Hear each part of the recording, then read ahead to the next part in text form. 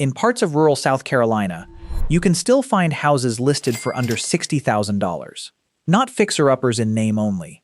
Actual places with roofs, walls, and enough land around them that the nearest neighbor feels like a suggestion rather than a fact.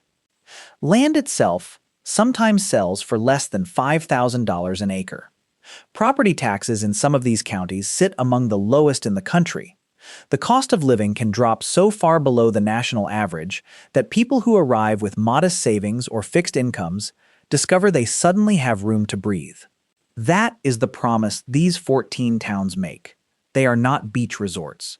They are not the upstate boom towns.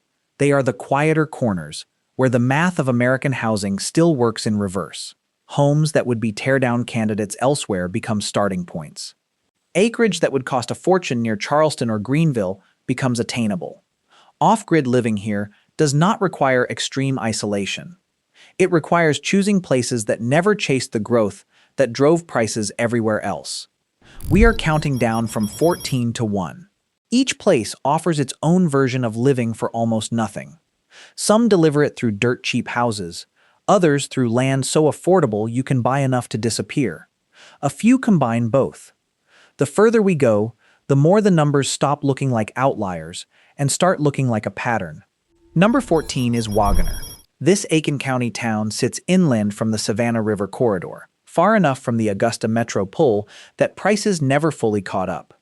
Recent home value indexes have put typical properties in the mid-60s or lower in some snapshots. Population hovers around 700. Drive the back roads and you see older homes on lots that feel generous by coastal standards. Land around here has traded at prices that still allow someone with limited capital to assemble a few acres. It is not glamorous. The nearest bigger services require a drive. But the cost of simply existing here is low enough that people who want space more than amenities keep finding it. Number 13 is Salley, another small Aiken County community. Home values have shown sharp drops in recent years, with some indexes dipping into the low 60s. The town itself is tiny. The surrounding countryside is the real story. Flat to rolling land that once supported farms still changes hands at prices that make ownership realistic for people priced out of almost everywhere else. You will not find walkable downtown energy. You will find quiet roads, older houses that need work, and the freedom that comes when housing does not consume half your income. Number 12 takes us deeper into the low-country interior, with Fairfax in Allendale County. Population sits under 2,000. Median home values have been reported in the mid-50s to low 60s in recent data. The county as a whole ranks among the cheapest for both housing and land. Per-acre prices for rural tracts have been among the lowest in the state, sometimes under $5,000 depending on size and access. This is the kind of place where the decision to go off-grid is less about rebellion and more about practicality. Services are limited, jobs are limited, but if your income travels with you, or you are living on retirement or remote work, the monthly burn rate drops dramatically. Number 11 is Allendale itself, the county seat. Population has hovered around 2,500 and continues a long, slow decline. Median home values in various reports sit well under 100,000, sometimes closer to the 50 to 80 range. Property taxes are low. Land outside town remains some of the most affordable in South Carolina. The trade-off is real. Economic opportunity is scarce. Services require planning. Yet for someone seeking maximum square footage of life per dollar spent, Allendale keeps appearing on the lists for a reason. The houses are inexpensive. The land is inexpensive. The daily cost of being here is hard to beat. Number 10 is Bamberg. The town itself has a few thousand residents and a small commercial core. Surrounding Bamberg County offers land that regularly lists in the low to mid thousands per acre for larger tracts. Homes in town and nearby can still be found well below state medians. The agricultural character of the area means open space is the default, not the exception.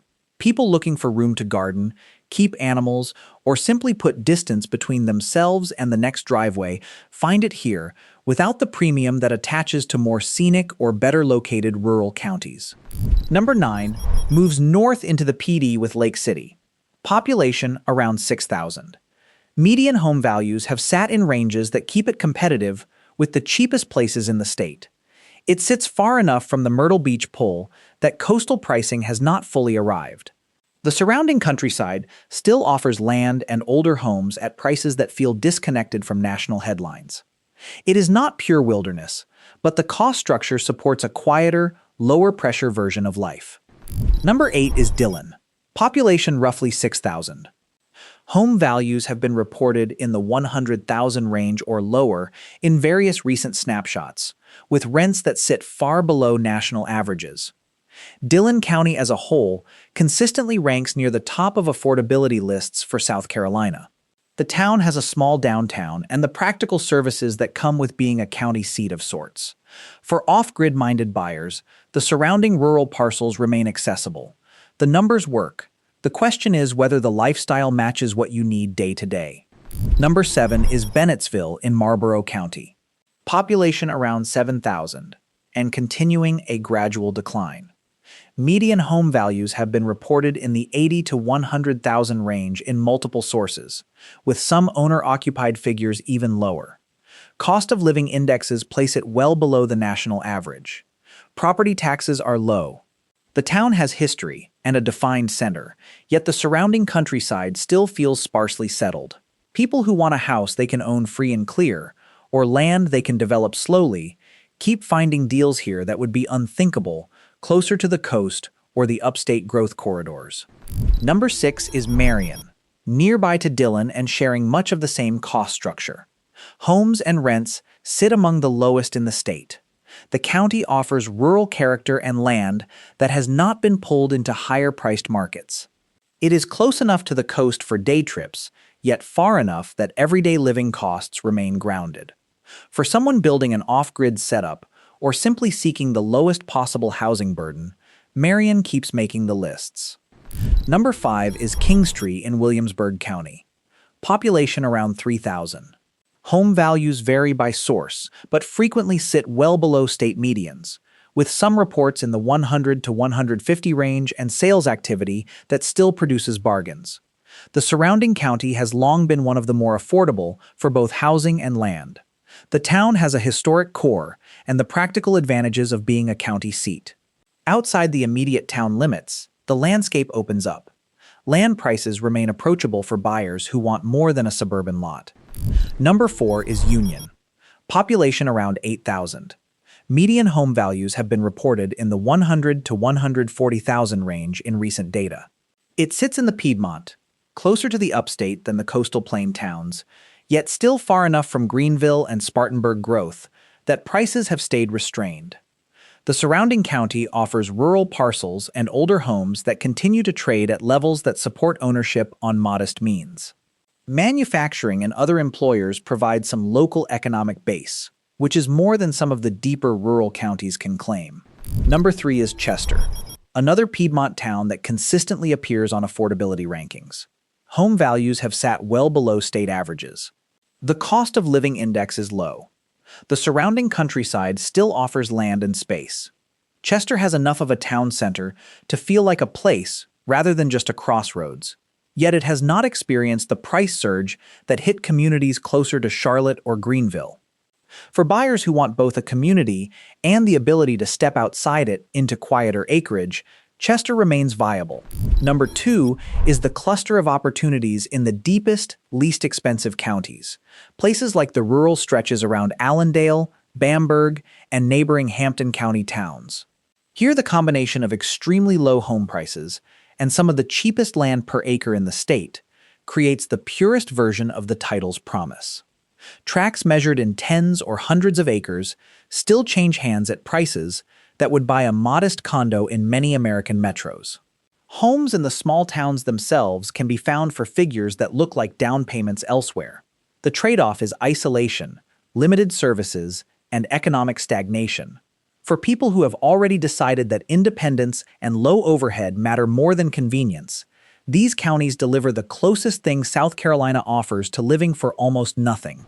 Number 1 is the reality that the absolute cheapest combination of house and land still exists in the most overlooked rural counties of the state, particularly pockets of Allendale, Bamberg, and similar low-density areas. When you can still find owner-occupied homes valued under $70,000 and land trading in the low thousands per acre, the math becomes difficult to ignore. These are not places that market themselves. They do not have tourism boards competing for your attention. What they have is space, low carrying costs, and the freedom that comes when housing no longer dominates the budget.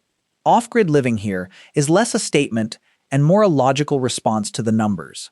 The houses are inexpensive. The land is inexpensive. The daily cost of staying is among the lowest you will find in the eastern United States. Across these 14 towns, the pattern is consistent.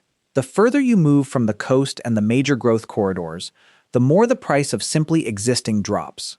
South Carolina's rural interior never fully participated in the housing run-up that reshaped so much of the country. The result is a collection of places where modest capital still buys ownership, where land remains attainable, and where the monthly cost of housing can shrink to a fraction of what many Americans now consider normal. These towns are not for everyone. Jobs can be scarce. Services require planning. The social fabric is small town by definition. Crime statistics, school performance, and economic indicators in some of these places reflect real challenges. Anyone considering a move needs to look past the purchase price and examine the full picture of daily life. But for people whose priority is reducing the financial pressure of housing to the lowest possible level, these communities still deliver. If you have lived in or visited any of these towns, or if you know of another South Carolina place that belongs on a list like this, share it in the comments. The map of truly affordable rural living keeps shifting, and local knowledge fills in the gaps that statewide data cannot.